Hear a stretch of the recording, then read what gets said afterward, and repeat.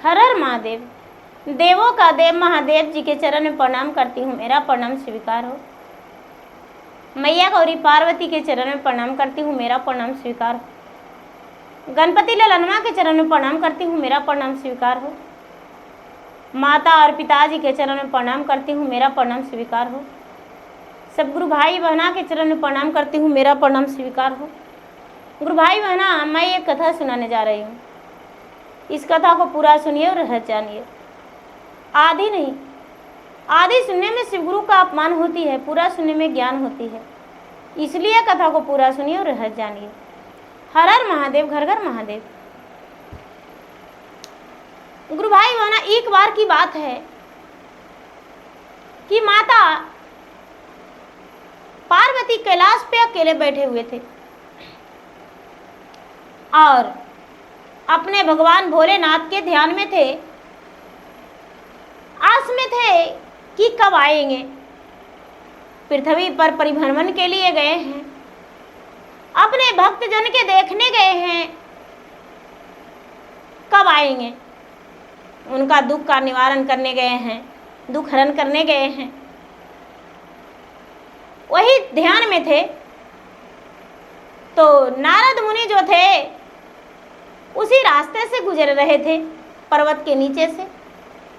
तो सोचते हैं कि अरे बड़े आसान से बैठे हुए हैं पार्वती, क्यों ना उनके पास जाऊं। तो नारद जो थे बड़े प्रेम से चले गए कैलाश पर्वत पे और माता पार्वती के पास जाकर बैठ गए। माता पार्वती के पास जाकर बैठकर कहते हैं कि क्या कर रहे हैं माता। तो पार्वती कहते हैं क्या बात है पुत्र, बोलो, बड़े दिन पर नजर दिखाए हो, कैसे आना हुआ। कहते हैं नारद की क्या कहूँ माता, हम इसी रास्ते से जा रहे थे तो सोचे कि मैया से मिल लेते हैं। पार्वती मुस्कुराते हुए कहते हैं कि बेटा तूने बहुत अच्छा किया, तूने बहुत अच्छा किया कि इस रास्ते से होकर मुझसे मिलकर जा रहा है।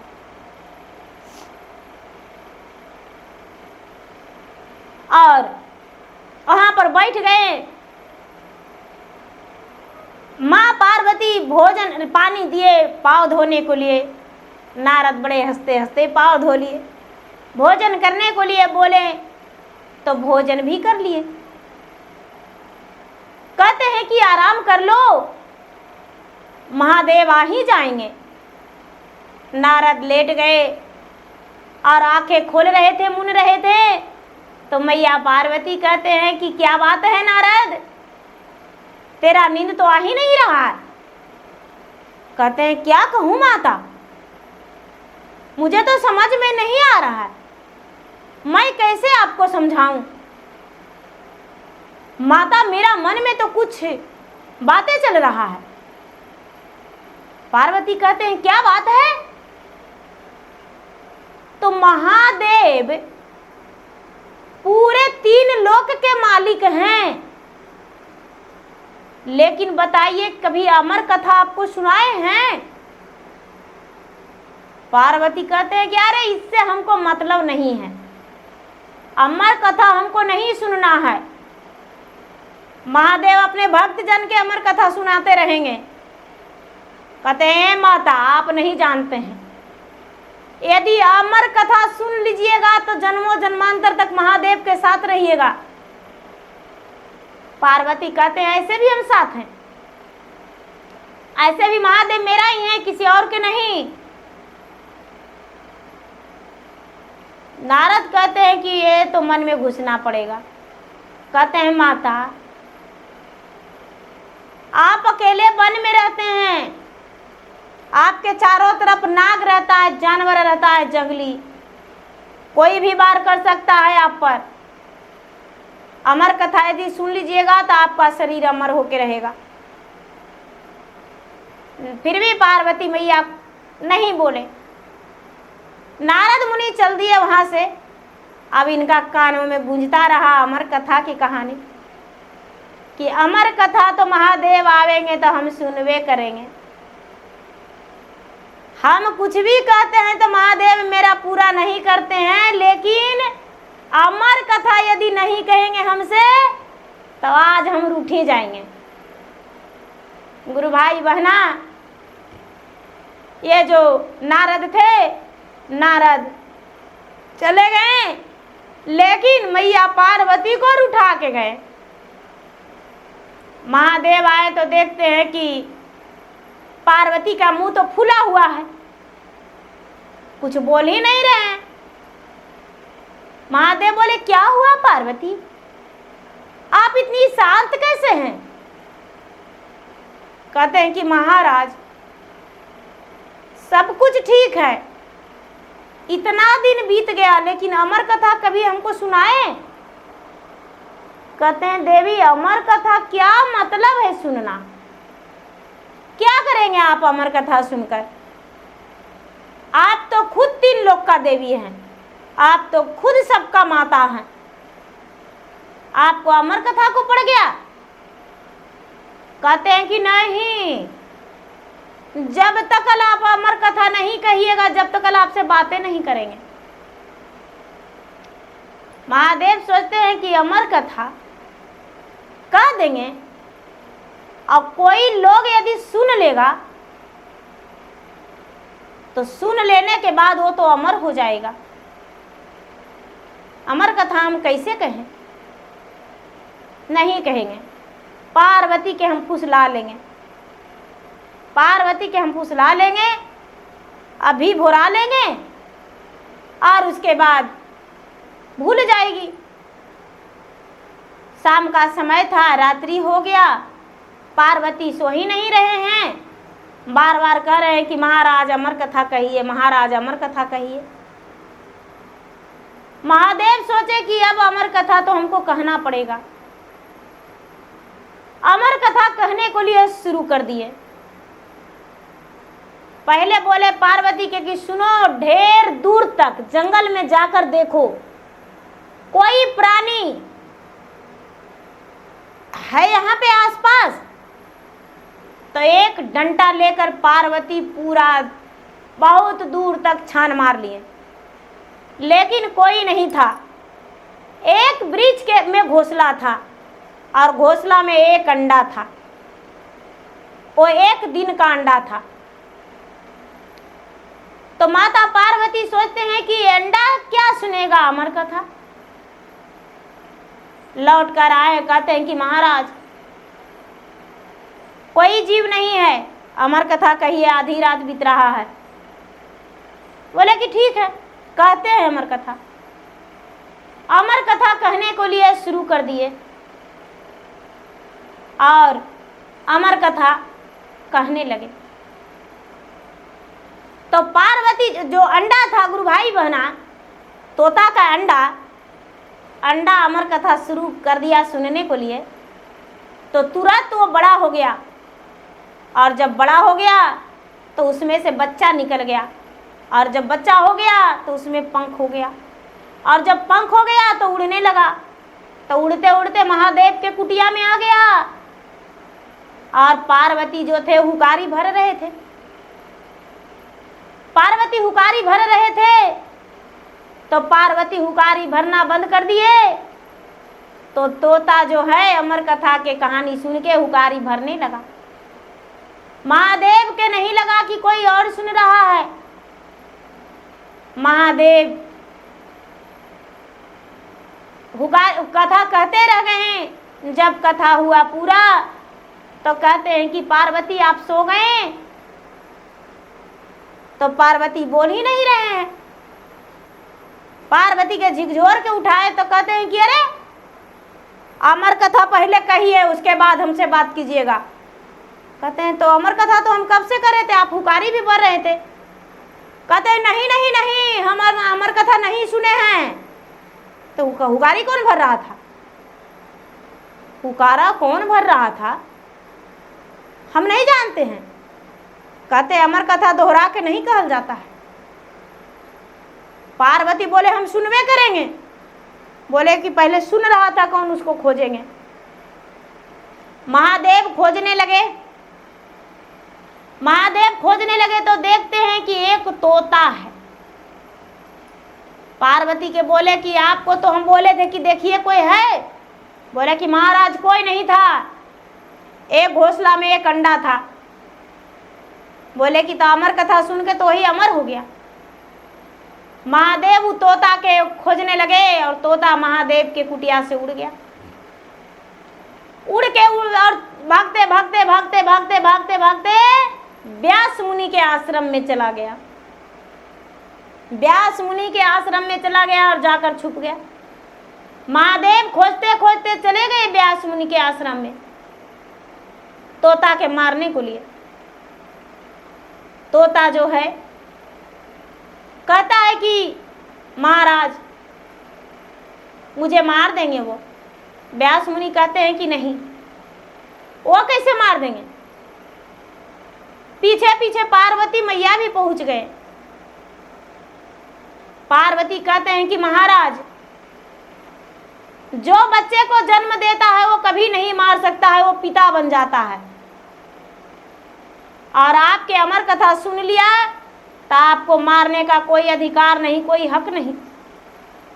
आप इसे नहीं मार सकते हैं क्योंकि आप 3 लोक का पिता हैं, तो आप जन्मदाता हैं, मार नहीं सकते हैं। ये अमर कथा सुन लिया तो क्या आप इसे नहीं मार सकते हैं। बोले नहीं मार सकते हैं तो नहीं, आप इसे कैसे मार दीजिएगा। आप इसे नहीं मार सकते हैं। महादेव दरवाजा पे खड़ी रह गए। मन ही मन सोच रहे हैं कि तोता तो अमर हो गया। महादेव धीरे धीरे अपने स्थान पर आ गए। अब तोता घर से नहीं निकलने लगा। जब तोता घर से नहीं निकलने लगा तो कहते हैं व्यास मुनि की बेटा निकलो बाहर, बाहर आओ। तो व्यास मुनि के पेट में छिप गया तोता। व्यास मुनि के पेट में छिप गया। तोता निकलने का नाम ही नहीं ले रहा है। कहते हैं कि बाहर नहीं आओगे तो नहीं, हम बाहर आएंगे तो वो मार देगा। गुरु भाई बहना अब धीरे धीरे धीरे धीरे 12 बरस हो गया। और जब 12 बरस हो गया तो व्यास मुनि व्याकुल हो गए कि मेरा पेट में 12 बरस से तोता रह रहा है। कहते हैं कि तो तुम बाहर आओ बेटा। बोलते हैं नहीं पिताजी, हम बाहर नहीं आ सकते हैं, मुझे वो मार देंगे। अब सोचते हैं कि बाहर आने का नाम ही नहीं ले रहा है, हम करें तो क्या करें। महादेव से बोले कि महादेव आप अपना त्रिशूल दीजिए, आप अपना त्रिशूल दीजिए। महादेव सत्य से व्यास मुनि को त्रिशूल दिए, अपना पेट में सटा के पेट को फाड़ दिए। और जब पेट के फाड़ दिए तो अंदर से नौजवान 12 बरस के निकला। 12 बरस के नौजवान निकला। व्यास मुनि के पुत्र बन के, वो तोता तो रहा ही नहीं, पुत्र बन के व्यास मुनि के पुत्र बन के निकला और व्यास मुनि के कुटिया में रहने लगा। जब व्यास मुनि के साथ व्यास मुनि के कुटिया में रहने लगा तो व्यास मुनि कहते हैं कि ये तो मेरा ही पुत्र हो गया। हम तो सोचे थे कि अपना जीवन हम सन्यासी का जीवन बिताएंगे, मेरा कोई संसार से लेना देना ही नहीं रहेगा, कोई मनुष्य से भेंट नहीं होगा, और हमने तो वन में बिताने को लिए आए थे कि वन में रहेंगे, एक सन्यासी का जीवन बिताएंगे और मुझे कोई मनुष्य पर नजरें नहीं पड़ेगा। वन फल खाते थे और वन में ही बिताते थे अपना जीवन। लेकिन ऐसा हुआ कि नजर पड़ने के क्या मेरा ओद्र से ही एक पुत्र जन्म ले लिया। तो ठठा के भगवान हंस गए। महादेव प्रकट होके हंस के कहते हैं कि क्या बात है व्यास मुनि, बताइए क्या रचना है। व्यास मुनि कहते हैं कि आप जो हैं महाराज, आप इतना छलिया हैं कि आपसे छलिया कोई हो ही नहीं सकता है। आप जो हैं पूरे संसार के रचयिता हैं और किस तरह से कठपुतलिया की तरह रच के नचाते हैं वो कोई पता नहीं। मैंने सोचा था कि मैं किसी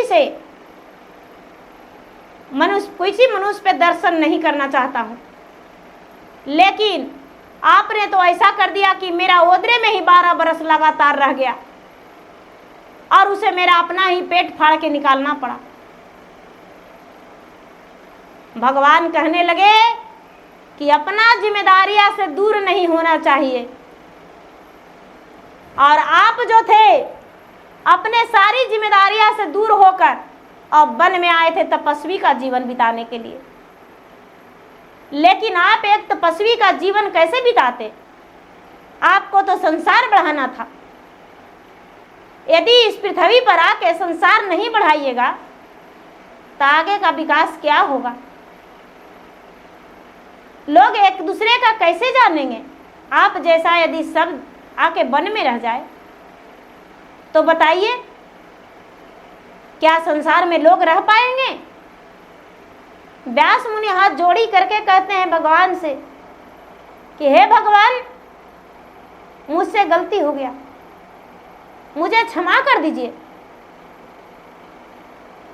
और पुत्र को लेकर व्यास मुनि अपने घर गए और घर जाकर पूरे जिम्मेदारियां उस पर सौंपे, अपना राजपाट उसे सब कुछ दिए और व्यास मुनि का राज उत्तराधिकारी उनका पुत्र बना और उनके संसारिक सब कुछ से वो सुख पाया। तो गुरु भाई बहना, व्यास मुनि एक पुरुष थे, लेकिन फिर भी एक बच्चे का ओत्र में रखे 12 वर्ष। तो गुरु भाई बहना, मेरा वीडियो अच्छा लगे तो मेरा वीडियो का लाइक करें, शेयर करें।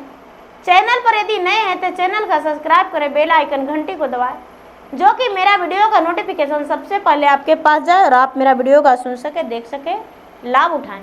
धन्यवाद। हर हर महादेव, घर घर महादेव।